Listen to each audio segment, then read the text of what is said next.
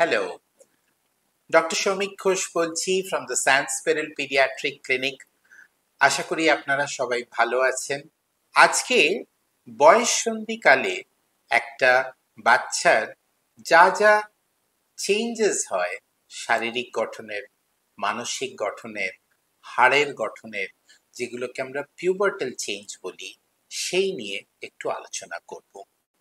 এই সব চেঞ্জেস এর পিছনে একটি ধাতু রয়েছে যার জন্য অনেক কিছু পাল্টে যেতে পারে। একে আমরা আয়রন বা লোহা বলি। এই আয়রন কিন্তু আমাদের ডায়েটের মধ্যে যথেষ্ট পরিমাণে যদি না থাকে, এই পার্টিকুলার বয়সটায় যেখানে এতটা গঠনমূলক কাজ হচ্ছে, এতটা রক্তের সঞ্চালন বাড়ছে, সেখানে কিন্তু ক্ষতি হতে পারে। সাধারণ খাবারের মধ্যে থেকেই আমরা বেশিরভাগ আয়রন পাই। সবুজ শাকসবজি, কিছু serials, red meat, dried fruits, অনেক বিভিন্ন রকমের সোর্স রয়েছে যেখান থেকে আপনি পর্যাপ্ত পরিমাণে কিন্তু আয়রন পেতে পারেন। এই সময়টায় আমাদের বাচ্চাদের মোটিভেট করতে হবে যাতে কিনা এই খাবারটা ওদের পুষ্টির একটা অভিন্ন অংশ যেন হয়।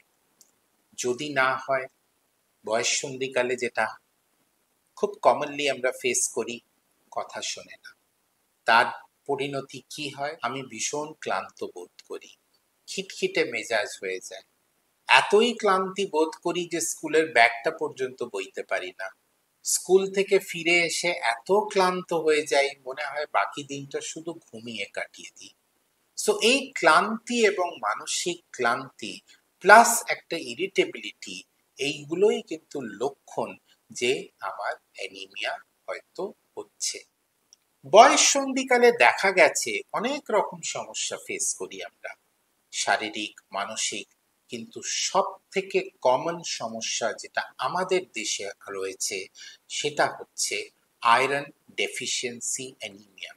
সমস্যাটা এতটাই গুরুতর যে সরকারের দিক থেকে iron and folic acid supplementation programme শুরু করতে হয়েছে, কেননা এটাতে এই বয়সের গঠনের উপর সিগনিফিকেন্ট একটা প্রভাব পড়ে।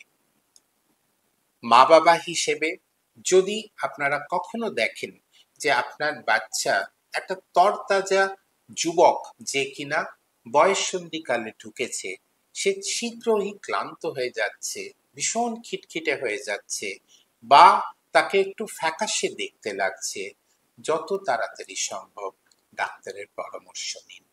তার আগে আপনাদের দিক থেকে পুষ্টির মধ্যে যে খাবারের কথা বললাম সেগুলোকে ইনক্লুড করার চেষ্টা করুন। ডাক্তারের পরামর্শে যদি বেরোয় যে ওর সাপ্লিমেন্টেশন লাগবে আয়রনের, সেখান থেকে পিছু পা হবেন না। আমাদের যারা বয়ঃসন্ধিকালে প্রায় 21% আমাদের পপুলেশন কিন্তু এই 10 থেকে 19 বছর বয়সের মধ্যে পড়ে। এরা আমাদের ভবিষ্যৎ। আর একটা সিম্পল এলিমেন্ট লাইক আয়রন, এটা এদের ভবিষ্যৎ ভালো বা খারাপ করতে পারে। সতর্ক থাকবেন। স্যান্সপেরেল পিডিয়াট্রিক ক্লিনিকের এই ধরনের অনুমোদন যখন ভবিষ্যতেও পাবেন, কমেন্টস করুন, প্রশ্ন করুন, আমরা যথাসম্ভব উত্তর দেওয়ার চেষ্টা করব।